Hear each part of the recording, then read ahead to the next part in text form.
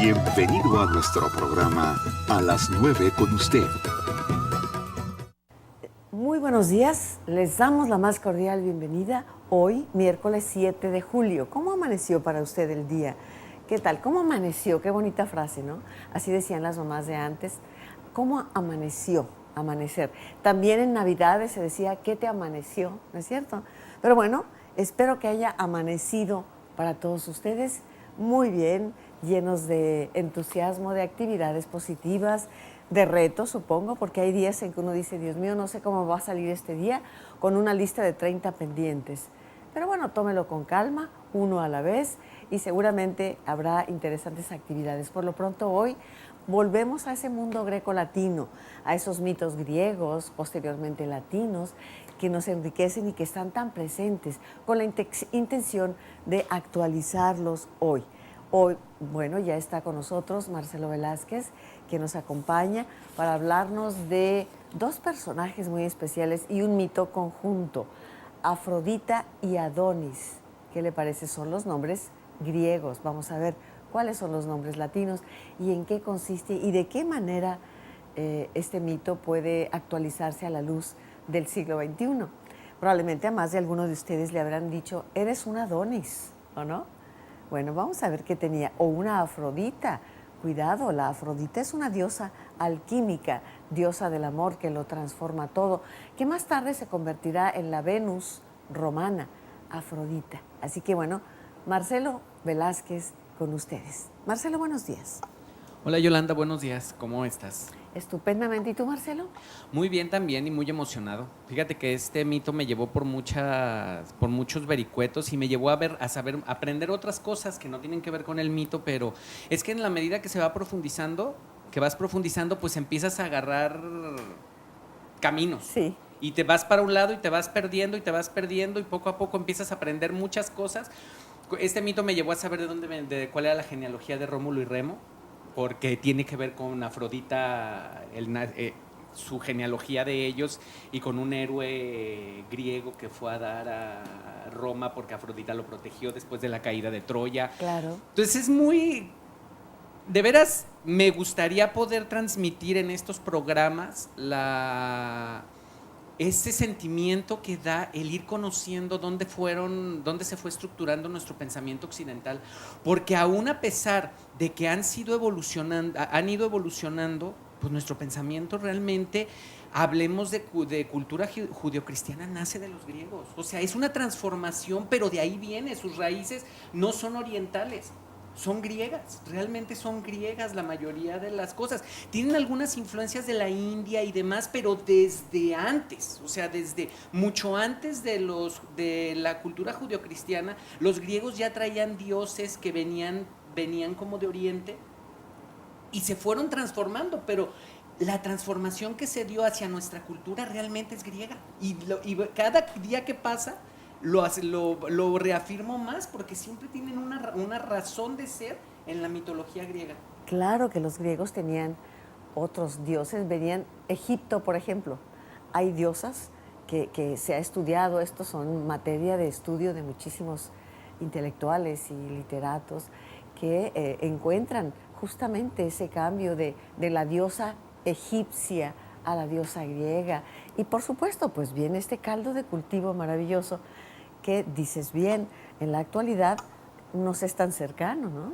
Muy cercano, y realmente es muy fácil encontrar, o sea, son muy actuales, los va viendo uno y realmente sí van, y te da, a mí lo que me da es la capacidad de darme cuenta de a dónde y por qué somos lo que somos, porque realmente aún a pesar de que haya cosas que estén mal o estén bien, o como todo en la sociedad, en la historia de la sociedad, tiene un fundamento de por qué tendió hacia un lado o tendió hacia el otro, pero está basado en eso.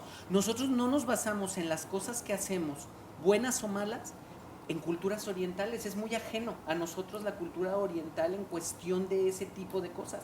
Realmente nos basamos, nuestro actuar depende mucho de esta civilización. Bueno, pues hoy vamos a conocer un poco más, abundar un poco más, interpretar también Afrodita y Adonis. ¿Qué le parece? ¿Se queda hoy con nosotros?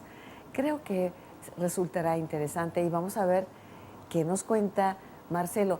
yo insisto en que es interesante lo que hace Marcelo porque él nos presenta, él empieza a conocer estos mitos, hay que decirlo, y entonces nos da la reacción fresca de alguien que se asombra todavía en relación con esto, ¿no, Marcelo? Sí, la verdad sí me asombro. Fue un Sí. tema que yo busqué, pero me saca muchos guaus cuando lo Y estoy yo, leyendo. yo supongo entonces que haces eco de muchos amigos del auditorio que por primera vez conocen un mito así.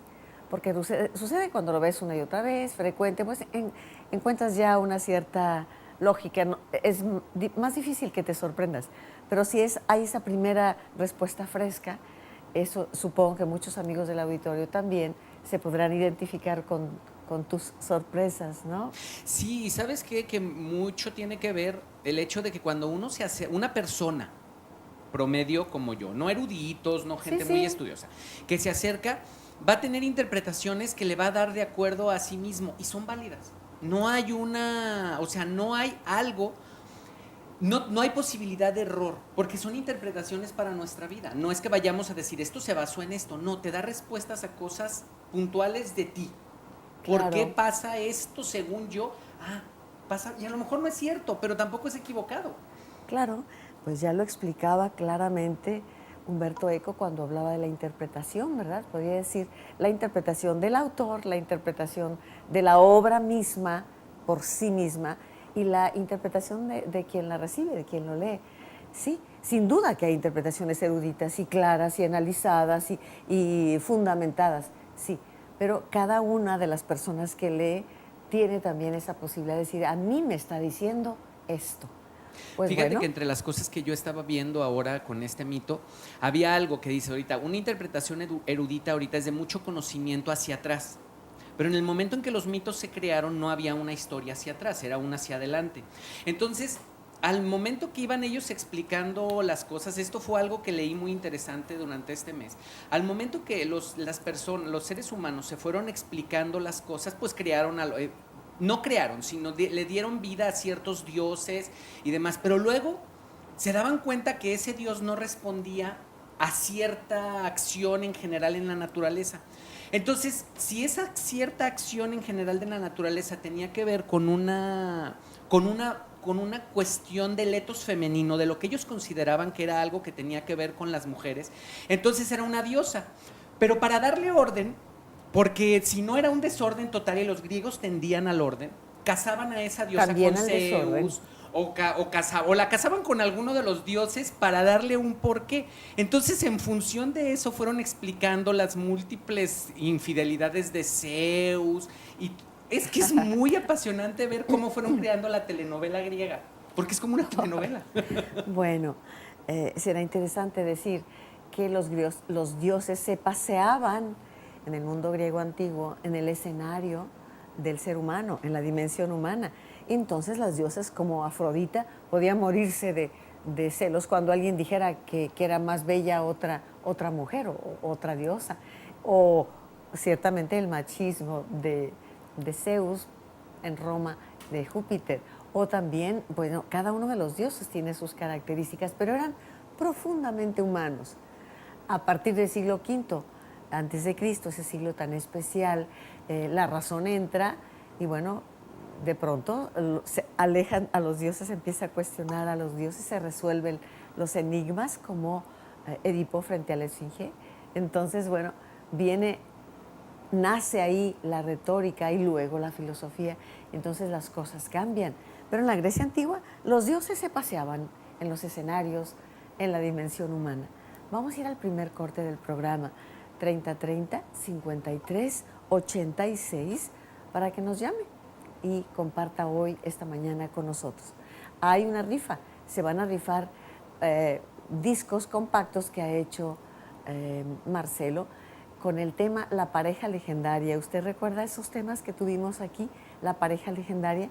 Pues hay en cada uno de estos discos, ¿cuántos son? 9.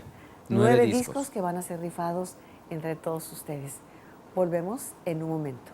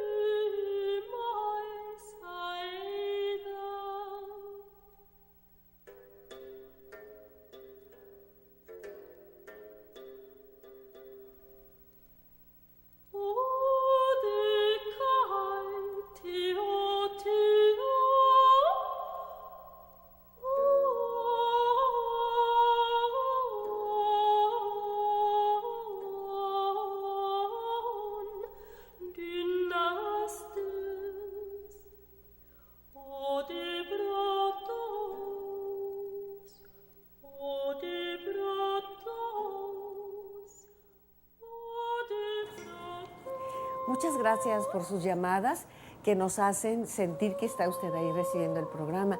Ignacio Cárdenas, gracias, un saludo muy especial nos envía Marcelo, así como Imelda Larios, les felicito, es maravilloso el programa, nos comparte el mundo griego bien.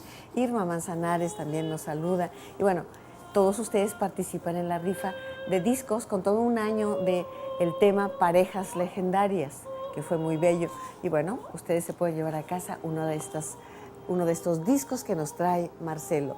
Vámonos pues, ahora sí, dejamos pasar el tiempo y no hemos entrado al mito. Afrodita, la diosa de la belleza, y Adonis, el dios por excelencia, el señor de la belleza también. Vámonos con Afrodita y Adonis, por favor. Adelante, Marcelo. Vamos a recuperar el mito escueto y narrado, la narración del mito, por favor. Adelante. Mira, la historia comienza en que Afrodita, había un rey, ahorita estaba tratando de buscarlo, se me bloqueó el nombre del rey. Había un rey en Grecia que tenía una hija que decía que era hermosísima. Era tan hermosa que él se atrevió a decir que competía con Afrodita en belleza. El rey Tías. Ajá. Ella se molesta mucho, porque cómo se iba a Afrodita. atrever un humano a decir que había una mujer más hermosa que ella. Entonces, lo que hace Afrodita, recordemos que es una diosa y los dioses son veleidosos y caprichosos, le infunde un amor irracional a la hija por el papá, a tal grado que la hija se quiere morir. La hija se llamaba Esmirra. Se quiere morir y trata de suicidarse, pero una de las sirvientas de ella la encuentra a punto de hacerlo y le dice que no, y le ayuda a la muchacha a que pueda yacer con el papá. Es en el tiempo de las Temístocles, unas fiestas que había en el tiempo para las mujeres casadas. Entonces, en ese tiempo se guardaban 9 días de castidad, o sea, no yacían hombres con mujeres en ese tiempo. Entonces, en ese tiempo, mientras la esposa del rey andaba en las fiestas, la hija de noche, a oscuras, se acuesta en la cama del papá, el papá creyendo que es la esposa o una mujer X, yace con ella. Pero cuando el papá se da cuenta de lo que ha ocasionado, trata de matar a la hija, pero la hija sale corriendo. La hija implora a los dioses y Afrodita, al darse cuenta y haberle dado un cierto de ética, de fui la que ocasioné esto, protege a Esmirra y la convierte en lo que ahora conocemos como el árbol de la mirra. Sí. Allí el niño crece en el interior del árbol y cuando pasan los 9 meses, el árbol se parte en 2 y nace Adonis. Bellísimo. Un niño preciosísimo, tan así que Afrodita al verlo, lo recoge porque pues no tenía mamá, y volvemos aquí muy curioso la parte de la no mamá, y lo guarda en una caja y se lo lleva a Perséfone. Si recordamos, Perséfone fue raptada por Hades y era la diosa del inframundo, como quien dice, porque era como la esposa. 6 meses. Ajá, lo lleva y ahí crece al niño, pero llega un momento en que Afrodita quiere que le regresen al niño y Perséfone dice no quiere regresárselo. Entonces Afrodita se enoja mucho y llaman a Zeus. Zeus decide que el niño va a estar 3 meses con Perséfone, 4 meses con Perséfone, 4 meses con Afrodita y 4 meses donde él decida. Pero Afrodita, al ser la diosa del amor, enseña todas las artes amatorias a Adonis. Por lo tanto, Adonis decide quedarse esos otros 4 meses del año con ella. Entonces, generalmente así pasa, está 4 meses con Perséfone o 8 meses con Afrodita. Pero Afrodita quiere a Adonis para ella sola y lo quiere proteger que no haga nada. Pero tenemos que recordar que Adonis es un ser humano. Su genealogía es humana, no es de dioses. Entonces Adonis es muy activo. Es un ser, pues como los seres humanos, está buscando. Entonces él tenía una pasión desenfrenada por la caza. Por la cacería. Por la cacería. Uh-huh. Y a Afrodita le dice que no, que casi le dice caza palomitas. Porque le da 3 consejos muy claros. No te enfrentes a los animales que no te tienen miedo. No te enfrentes a los animales que tienen, o sea, que tienen posibilidades de atacarte, enfrenta a los que no son valientes, porque al enfrentar la valentía te pone en peligro y entonces yo te voy a perder. Entonces él como que le dice, sí, y un día Afrodita se va y cuando ella se va, él se levanta y se va a cazar un jabalí que andaba por los alrededores. El jabalí, él le dice, sale de su madriguera, él le dispara al jabalí, pero antes de que el jabalí muera, se le avienta a Adonis, lo castra, porque lo muerde en la ingle, y entonces él empieza a gritar del dolor, pues de lo que le había hecho, y empieza a desangrarse. A esto Afrodita escucha y viene corriendo a salvarlo, y en el camino va atravesando entre campos con rosas, que en aquel entonces eran blancas, y conforme Afrodita va pasando, las espinas la raspan, las gotas de sangre de Afrodita van cayendo sobre las rosas, y allí nacen las rosas rojas.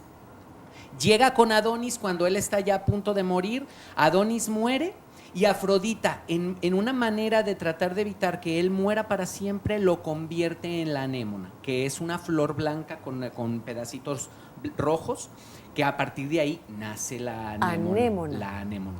Y ese es el mito en general. Esa es toda la anécdota del mito, de la historia. Bueno, nuevamente tenemos aquí esa metamorfosis. Primero de la misma mirra convertida en un árbol, ¿no? Esa es una primera metamorfosis. Ajá. Y una segunda metamorfosis del propio Adonis convertido en una anémona. Si Narciso se convirtió, el joven se convirtió en un narciso, en una flor que se llamó narciso cuando se mira en el agua, pues Adonis se convierte en una anémona. Ahí está también. Todo esto está tomado del libro de las Metamorfosis del escritor latino Ovidio, por si usted desea acudir a los mitos. Además, obviamente tenemos diversas versiones de los mitos, ¿eh? Hay diversas fuentes en las que se aborda el mito, algunos mitos, y bueno, esto nos da lecturas distintas. Pero vamos a ver cómo podemos interpretar a luz de la actualidad el mito de Afrodita y Adonis. Yo creo que primero tenemos que ver los personajes. En este caso, Afrodita es la griega, Venus es la romana. Ella sí hubo una transformación, aunque sus genealogías son totalmente distintas. Para los romanos, Venus nace de Zeus y Dione. Para los griegos, Venus nace de la castración de Urano, aunque después hay otra Venus que viene después. No confundamos a esto. Quedémonos con Afrodita, que está ahí como la diosa principal de este mito. Vamos. Ajá. Y Adonis, bueno, ya vimos lo que él es. Es muy curioso. Y uno de los más importantes, el jabalí. El jabalí en el mito para mí tiene una importancia muy fuerte, porque ahorita uno puede pensar como un jabalí, uno conoce los jabalíes y son como, pues son como puercos, pero ya no son tan agresivos como en aquel entonces. En aquel entonces eran casi... No, y sí lo son. Si alguna vez has leído de cacerías de jabalí, un jabalí es capaz con sus colmillos enormes, es capaz cuando se siente acosado de lanzarse y destruir, y es terrible, ¿cómo no? Claro, sí, que el jabalí es es agresivo, claro. Y no piensa en el peligro cuando se trata de atacar. Pero los jabalíes que mataban los griegos son diferentes de los jabalíes que nosotros tenemos, son otra raza. Ya no existe la raza que los griegos, que en esa época, esa la extinguieron. Esa fue una raza extinta totalmente. Esa especie de jabalíes ya no existe hoy en día. Eran más grandes, eran más peludos y eran mucho más agresivos que los de ahora. Entonces, es muy curioso porque Adonis nace de la mirra. La mirra es un árbol de es un árbol que genera un ungüento que era maravilloso, que olía muy rico, que se usaba para relajar, que se usaba para perfumar, que se usaba para coser, era como decir ahorita un Chanel número 5. Era uno de los aceites, sobre todo utilizado en el mundo judaico. Ajá, pero desde los griegos se utilizaba, sí, claro, era una cosa, era una maravilla. Entonces Adonis era algo como muy sublime, era algo que venía de algo muy sublime, era como el aroma de la mirra finalmente. Entonces el jabalí eran las fuerzas naturales, las fuerzas de la naturaleza en bruto. O sea, hay que tomar en cuenta que Afrodita es la diosa de las artes del amor, o sea, del amor, de algo tan sublime y tan delicado como es el amor, Y el amor, o sea, lo que ella entendía como su objeto de amor, que era Adonis, algo tan sublime, iba a enfrentar a un jabalí. Entonces es muy curioso porque la naturaleza humana en su sublimidad muchas veces no puede atacar a las fuerzas de la naturaleza sin recibir a cambio lo que le pasó a Adonis. Lo mató la fuerza desenfrenada de la naturaleza. Los jabalíes eso representaban, la naturaleza. O sea, la cacería de jabalíes no era como ir a cazar unas tortolitas, o sea, era como las corridas de toros, era enfrentar al ser humano con la naturaleza en bruto. Entonces, el jabalí es muy importante en ese aspecto porque nos dice cómo el hombre, cuando enfrenta las fuerzas de la naturaleza sin tomar en cuenta lo que le dice su humanidad, puede causarle lo que le causó a Adonis, lo mató. Independientemente de que la diosa lo haya convertido, la fuerza de la naturaleza mató a alguien que no estaba no podía enfrentar las fuerzas de la naturaleza sin respetarlas. No había el jabalí se cazaba para darle honores a los dioses.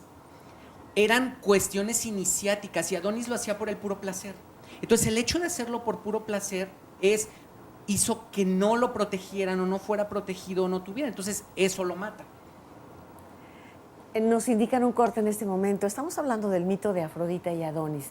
3030-5350, 3030-5386. Hay unos discos para ustedes sobre programas que hemos realizado aquí a lo largo de las 9 con usted. Regresamos en un momento, si le parece bien. Adelante.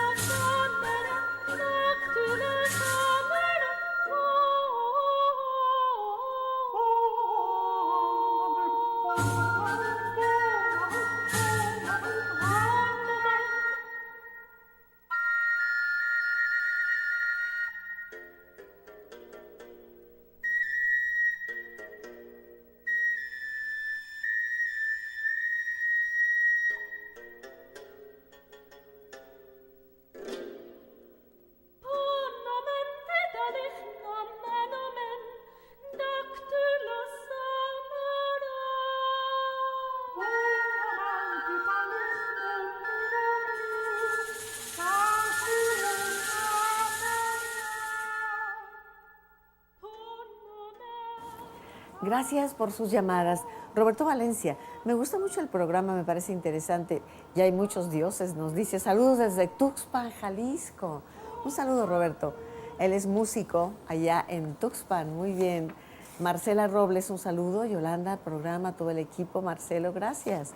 Carmen Sanz, excelente, interesante el programa. Vamos a ver, ¿quién es este Adonis? ¿De dónde sale? ¿Qué significan esas advertencias que le hace Afrodita? Todo esto con Marcelo Velázquez. Vamos a seguir escuchando a Marcelo. Mira, otra cosa que tiene muy interesante el mito son precisamente que es algo muy rescatable porque es la voz de los dioses hablándole al ser humano y el ser humano que no lo escucha, que es lo que ocasionó. Por eso era importante el punto del jabalí. Uno dice, ay, el jabalí. El ser humano tiene una naturaleza activa. El ser humano es de hacer y de realizar cosas, no es pasivo. Los dioses en la idea griega son como más, se desbordan, pero son la naturaleza misma. Los dioses cuidan, porque los dioses están maravillados con los seres humanos. Los seres humanos los maravillan a ellos, no son sus juguetes, aunque pareciera como sí. Porque los admiran, todo lo que les hacen es por la admiración y la maravilla que tienen de ver hasta dónde es capaz esa especie tan menor de llegar a ser con respecto a lo que ellos hacen. Entonces hay una parte donde Afrodita, uno lo puede entender así, Afrodita lo quería a Adonis para ella, para que estuviera siempre con ella y siempre todo. Hay que tomar en cuenta, vamos a irnos tantito atrás, que cuando Zeus decide que Adonis esté 4 meses, una tercera parte del año con Perséfone y otra tercera parte con Venus, y él decide quedarse la otra tercera parte con Venus también. están dando la interpretación. Para los griegos no existía el otoño. En los griegos había invierno, había primavera y había la temporada de lluvias, que vendría a ser para nosotros el verano. Ellos no tenían la parte donde las hojas se secan, entonces ellos tenían 3 estaciones. Hay que tomar en cuenta que ellos están en el Mediterráneo, no están en la parte norte de Europa. Entonces lo que ocasiona es una interpretación a Afrodita. Por sí sola no podía hacer que las flores y las plantas, porque era mujer. Y se tenía la idea clara de que la mujer necesitaba hombre para modo de poder llegar a hacer que la naturaleza se diera.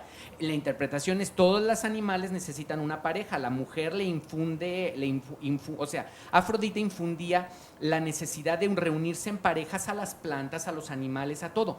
Pero ella, ¿con quién? Entonces nace el mito de Adonis, que es el que hace que Afrodita logre hacer que en la naturaleza vengan las estaciones. Entonces esa parte en que Afrodita está con él da la respuesta a cómo nace. En el invierno es cuando Adonis está con Perséfone, y en la primavera y en el verano es cuando Adonis está con Afrodita. Por eso en invierno las plantas se secan, no hay nada, porque Afrodita está triste porque Adonis no está con ella, y ella es la diosa que hace que todo tenga naturaleza. Es la manera de interpretar esto. Ya pasando esta parte, tomamos en cuenta que Afrodita tiene a Adonis con ella y le dice: no son valientes, sé valiente con los que huyen de ti. Le dice que no case animales que lo ataquen, sé valiente con los que huyen de ti. Contra los valientes, los audaces, la audacia no es segura. Esa es la segunda recomendación. Y la tercera es: a los leones y a los jabalíes no les importa lo que yo piense. No tengo nada que ver con ellos. O sea, los dioses no podemos intervenir en las leyes naturales. Son las tres recomendaciones que Venus le da a Adonis para que no se vaya de cacería. Entonces le dice: caza tortolitas, prácticamente. O sea, no caces, no te vayas a cazar algo que te haga sentir fuerte, no. Caza tortolitas para que estés conmigo todo el tiempo. Esas son las 3 recomendaciones. Y es a la luz de la actualidad que nos pueden decir estas cosas. O sea, estas 3 cosas son muy importantes porque es como el mensaje, o es la parte neurálgica del mito, a las cuales desobedece Adonis y por las cuales se muere. Y se muere joven, porque es muy joven cuando muere Adonis. Era todavía un adolescente, como quien dice. Lo que pasa es que era muy bello, y Afrodita pues abandona la tierra de los dioses para estar con él 8 meses en la tierra a un lado de Adonis. Pero lo tenía para él como esclavo de ella, prácticamente a un lado. No lo dejaba salir a cazar más que de vez en cuando. Entonces él quería cazar. ¿Cómo ves? Es muy interesante esta relación que nos haces de Afrodita y Adonis. No olvidemos que la relación de Afrodita con Adonis es filial, ¿eh? Es filial. A ella no le interesa yacer con Adonis, ¿eh? Su relación es filial. Es importante decirlo. Es la necesidad de esta diosa de ser madre sin serlo. Es que hay una división interesante en el panteón de los dioses. Hay diosas llamadas diosas sometidas, como sería Hera, como serían Ceres, o diosas raptadas como Perséfone. Pero también hay diosas alquímicas, y es precisamente Afrodita, que es un símbolo de libertad. Ella nunca fue sometida, digámoslo así, es una diosa muy libre, pero eso conlleva también en algunos aspectos que tienen que ver, por ejemplo, con la maternidad. Ella no es madre, no es una diosa madre, Afrodita, y sin embargo adopta, digamos, a Adonis y su relación con él es filial. Claro, Afrodita se va a rodear siempre de belleza. Ciertamente la belleza de Adonis la encanta, ¿no? Como una madre se encanta contemplar a su criatura. Ay, fíjate que yo esa parte no la había entendido así. Yo no sabía que Adonis era como un hijo para Afrodita. O sea, lo veía como un amor filial. Yo creía que realmente estaba enamorada de él como hombre. O sea, y que yacían juntos, y por eso la abundancia de la naturaleza. El texto no lo da No, así. No, son esas cosas que uno cree, pues, Sí, no tiene que ver, ahí sí. no dice. Ahora, yo te diría algo interesante. Habría que acotar muy claramente, Cuando Perséfone es raptada, su madre, la diosa Ceres, acude con los dioses y les dice, no es posible que se haya ido mi hija. Pero a Perséfone, Hades le entrega una granada y ella la aprueba. Y entonces ella se queda seducida por Perséfone. Fíjate qué interesante mito. Y entonces la madre llega con Ceres, con Zeus o Júpiter y le dice, yo quiero de regreso a mi hija. Esa relación simbiótica de una madre y una hija, atención. Y es justamente en este otro mito en el que se habla de los cambios de la naturaleza, porque entonces la decisión, la propia hija dice no me quiero ir del abismo donde vive, con Ceres, con Hades. Pero entonces, atendiendo a la madre que le pide a Zeus que le regrese a su hija, la decisión de Zeus es 6 meses en el inframundo y 6 meses en la superficie de la tierra. Y este es el mito que genera la abundancia de frutos y cereales y todo lo que significan los frutos durante 6 meses y la oscuridad y el hielo y demás durante los 6 meses que la hija está bajo la tierra. Este mito, desde mi óptica, no tiene tanto que ver con la naturaleza que fluye. Ese se refiere al mito del rapto de Perséfone. Ah, pero espérame, es que creo que aquí hay dos cosas, atienden a dos puntos diferentes de la naturaleza. Sí. En el de Ceres y en el de Ceres y Perséfone atiende a la parte de la agricultura. Sí. Y el de Afrodita y Adonis atiende a flores. toda la naturaleza, flores y animales que en la primavera buscan reproducirse y buscan hacer, y es la abundancia de olores, la abundancia de flores, pero como en el mundo salvaje, como en el mundo normal. Sí, no cultivado. Ajá. De hecho, Ceres es la diosa de la agricultura, en efecto, ¿no? Pero es importante decirlo porque no es toda la naturaleza como tal. Afrodita es la diosa del acoplamiento, del amor, de la pareja, del erotismo. Afrodita es erotismo, lo que tiene que ver con el encuentro amoroso, la pasión, el eros y todo ello. Entonces es importante dejar los dos conceptos de dos diosas distintas. Vamos a ir al corte que nos indica Marcelo, 3030 53 86, y volvemos en un momento con usted. Bien, seguimos con ustedes con Afrodita y Adonis. Afrodita es una diosa extraordinaria, es hermosísima.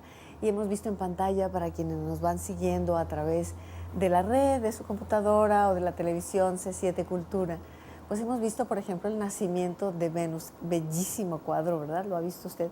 Cómo nace ella del mar. En fin, la verdad es que es una diosa interesantísima.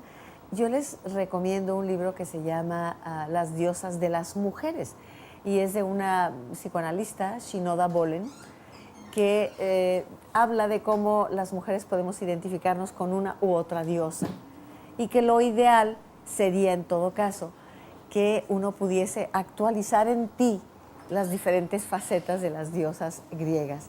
Pero Afrodita, de todas ellas, es la diosa alquímica, la diosa que transforma por amor.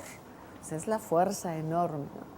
Entonces, es interesante este libro. También existe otro libro de la misma Shinoda Bolen, muy posterior, supongo que lo hizo ante el éxito de su primer libro, que se llama Los dioses de los hombres. Y habla de cómo, por ejemplo, un gran empresario, un industrial, pues es un Zeus, Júpiter acostumbrado a mandar, y así va analizando. Y es curioso, a esto quería llegar, cómo habla del artista y lo compara con Hefesto. Curiosamente, el más feo de todos los dioses, incluso contrahecho, el jorobado, Hefesto, el dios de la fragua, el que le hace, por ejemplo, el escudo y las espadas a Aquiles cuando va a la guerra de Troya. Pero Hefesto casa con Afrodita, la diosa más bella con el dios más feo de todo el panteón griego.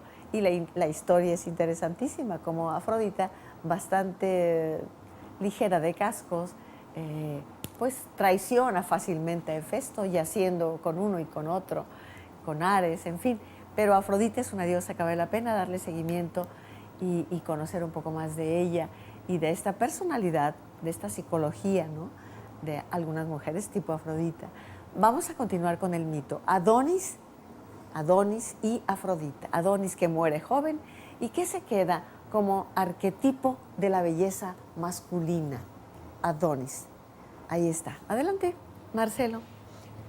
Fíjate que entre las recomendaciones que Afrodita le hace de que le dice que no se meta con los animales que se defienden, si lo vemos a la luz de la actualidad, es algo muy importante porque es algo que finalmente le está diciendo, cuídate, pero no le está, o sea, lo puedes interpretar como no vayas y los pelees, o puedes interpretarlo como tienes que prepararte para enfrentar a los animales que se defienden a sí mismos. Pero hay algo que le dice que es muy curioso y que es algo que a mí me ha resonado mucho en los días que llevo usando, donde le dice que el ser contra los audaces no es la audacia segura. O sea, es aprovechate de los que no se defienden. O sea, es lo que le está diciendo. No, lo puedes leer así, pero lo puedes leer también con toda claridad y lógica. Es decir, una cosa es ser valiente y otra cosa es ser temerario. El temerario, por más audaz que sea, no va a salir victorioso frente a otro más audaz y más valiente y más fuerte que él. Entonces, tomando a Aristóteles en su Ética, que habla de la virtud como justo medio, pensaríamos en este ejemplo de la valentía como el cobarde está en un extremo y es vergonzoso realmente un hombre cobarde, pero el temerario está en el otro extremo, que también resulta ridículo, porque nunca saldrá bien librado un temerario si no tiene las fuerzas. La valentía está en el justo medio.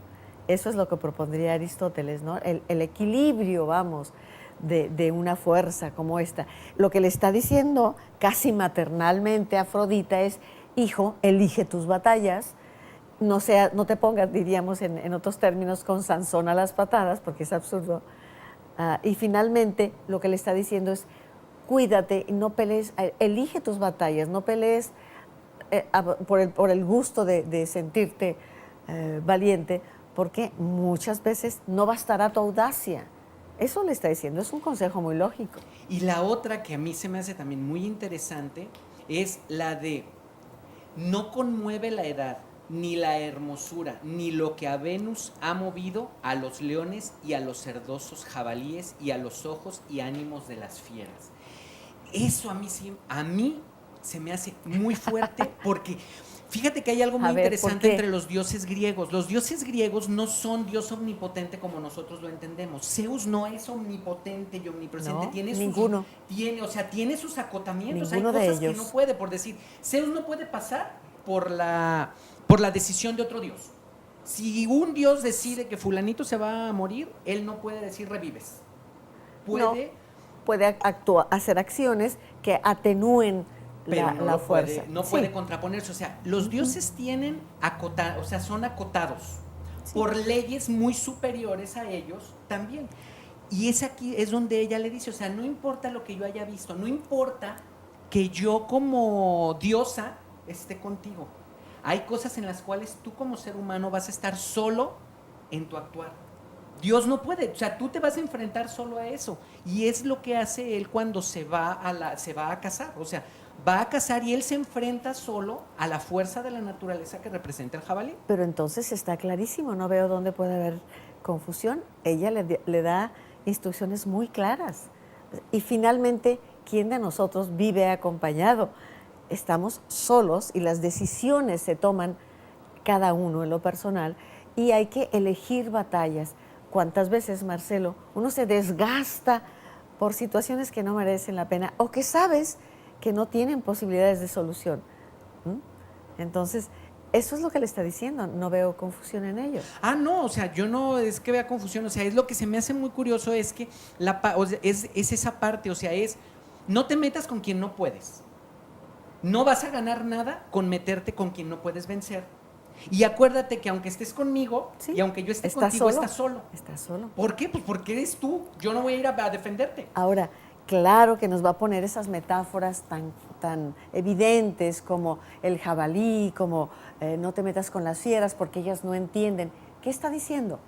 Pues que cuando en algún momento dado, a la luz de la actualidad, tú ves un problema con cierta claridad, ponderas y analizas y quieres dialogarlo, hay con quienes no puedes dialogarlo.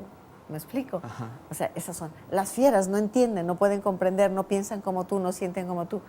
Entonces, Él está diciendo, aprende a elegir tus batallas y aprende a dejar aquello que no puedes cambiar, ¿no?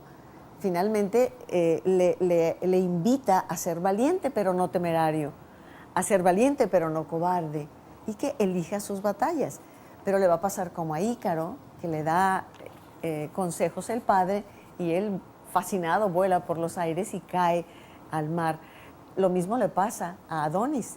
Le dice la madre, mujer, Afrodita, esto y aquello, y él corre y vive la sensación de la cacería y del encuentro con las fuerzas de la naturaleza hasta que las fuerzas de la naturaleza lo matan. Nadie podrá jamás contra las fuerzas de la naturaleza. Esa es otra enseñanza. Eso es algo que a mí me llegó mucho. Por eso yo escogí este mito cuando acabamos los otros, porque fíjate que habla muy claro de Adonis tampoco es un mito heroico. No. O sea, no son. Hay otros héroes, hay otros mitos que son por sus acciones quedan a la historia.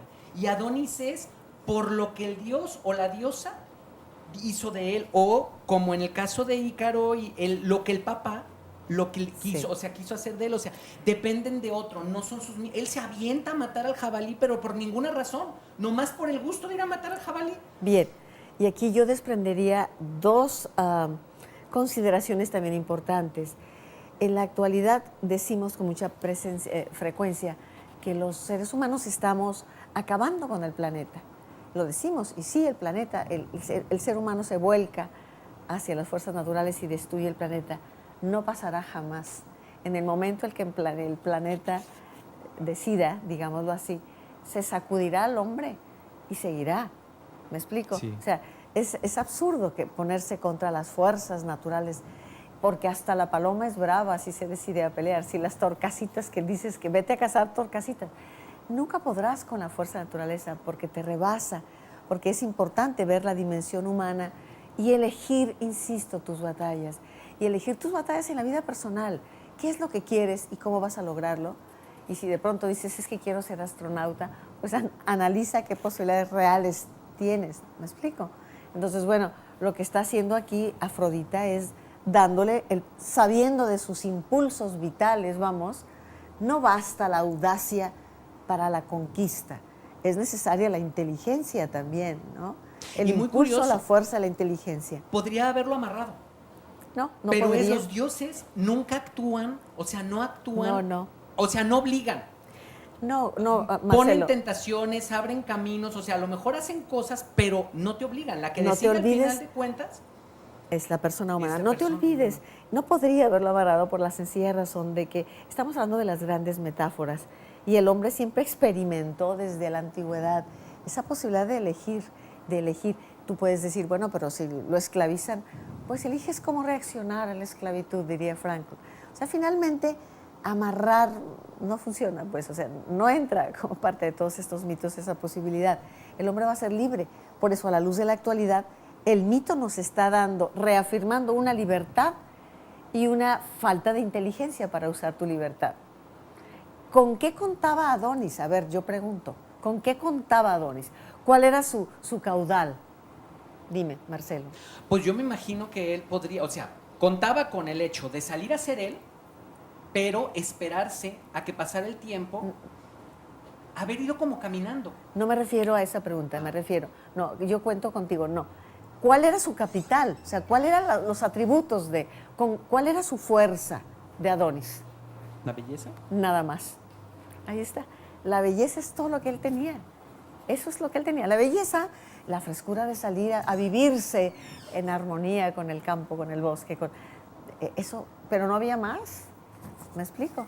Y de hecho se ve a la diosa indicándole, dándole algunos consejos que él ignora por completo, y la consecuencia tiene un sentido tropológico esto, es una consecuencia lógica, vuelvo al adjetivo, de ignorar la fuerza de la realidad. ¿Qué opinas? Sí, más a mí se me figura que, por decir, hay muchos otros dioses muchos otros mitos griegos que podrían haberse quedado con la belleza, pero se fueron hacia otro lado, o sea, se fueron preparando para lo que era, porque por si me acuerdo del mito de Teseo, que se prepara para quién tendría más riesgo en matar al minotauro o matar al jabalí, pero Teseo venía preparándose, venía alcanzando metas pequeñas hasta llegar a una gran meta, y Adonis no. Vuelvo a mi pregunta, el capital humano de Teseo tenía que ver con la estrategia, con la preparación, con la fuerza, con la espada, o sea, tenía todo pueblo al final. Tenía todo un caudal de atributos y no era el muchacho ingenuo, la ingenuidad, aquí también nos da el mito, la ingenuidad. En la vida hay dos aspectos que lo puedes entender de los niños, ¿no? La ingenuidad o hacer una tontería por infantilismo, pero después en cierto momento la ingenuidad debe quedar atrás y la inteligencia debe entrar también a permitirte ponderar entre tus elecciones. Llamadas del público. Gustavo nos dice, saludos, tengo una duda, nos dice, ¿hubo alguna diosa de la lujuria y la mentira? ¿Cómo se llamaba? Muy interesante el programa. Especialmente de la lujuria y la mentira, no, pero todos pasaban por la lujuria y la mentira. Era característica de los dioses griegos. Sí. ¿Cómo no? María del Refugio Grajeda, ¿cuándo se presenta el recital de poesía religiosa? 9 de julio, Templo de San Felipe Neri. 9 de julio, Templo de San Felipe. ¿Recomienda algún libro de mitología griega para niños? Hay muchísimos libros de mitología para niños ilustrados. Prácticamente en cualquier cualquier librería. Usted pide, hay Odisea para los niños. Yo los recomiendo cuando están muy pequeñitos, pero hay que tratar de, una vez que saben leer, acercarles los libros más comprometidos, no sé, de Porrúa, por ejemplo, que trae explicaciones muy interesantes. Pero mitología, libros infantiles hay muchísimos y muy bellos, muy bien ilustrados, que puede ser una puerta de entrada, claro. Luisa Chávez, ¿me recomiendan por favor algún libro? Ya lo habíamos comentado. Jorge Valencia Rentería felicita, dice, me encantan las interpretaciones de los mitos a la luz de la actualidad. Bueno, y eso abre una puerta enorme. Cada lector, cada persona tendrá pues esa libertad, ¿no? De encontrar sus propias respuestas en los mitos. Pero no olvidemos que el mito ofrece el reflejo de los anhelos, los miedos, las profundidades, los abismos del hombre, en todos los tiempos. Por eso los mitos siguen vivos, porque el hombre es el hombre desde siempre, ¿no? Nos traen más llamadas del público y vamos a ir a un corte en este momento. No, ya se va a acabar, ¿no? ¿No? Ya tenemos que ¿Ya estamos terminando? Sí, tenemos que hacer la Válgame, rifa. entonces, Ángeles, por favor. Pensé que nos quedaría un corte más. A ver, adelante, ¿quieres leerla? María Pérez Mena nos manda saludos y se anota para la comida cervantina. Muy bien. Lo vemos luego. Vamos entonces, si les parece, ¿cuántos son? 9. 9. Entonces tomamos 1, 2, 3, 4, casi todas, 5, 6, 7, 8 y 9. Bueno, entonces son María Pérez Mena, Luisa Chávez, María del Refugio Grajeda, Ignacio Cárdenas, Irma Manzanares, Marcela Robles, Roberto Valencia, Carmen Sass y Jorge Valencia Rentería. Aquí están las 9 personas que se llevan uno de estos discos y pueden pasar a recogerlos a partir de este momento, después del programa aquí en su casa de Rojas González 155, esquina con Avenida México. Marcelo, ¿qué agregas para concluir hoy? Pues nada más que pensemos en eso, ahorita que está tan de moda que creemos que las enfermedades se curan con darle un like en Facebook o que el cáncer se cura con decir buenos deseos. Adiós, nos dicen rápidamente. Nos vamos, hasta luego.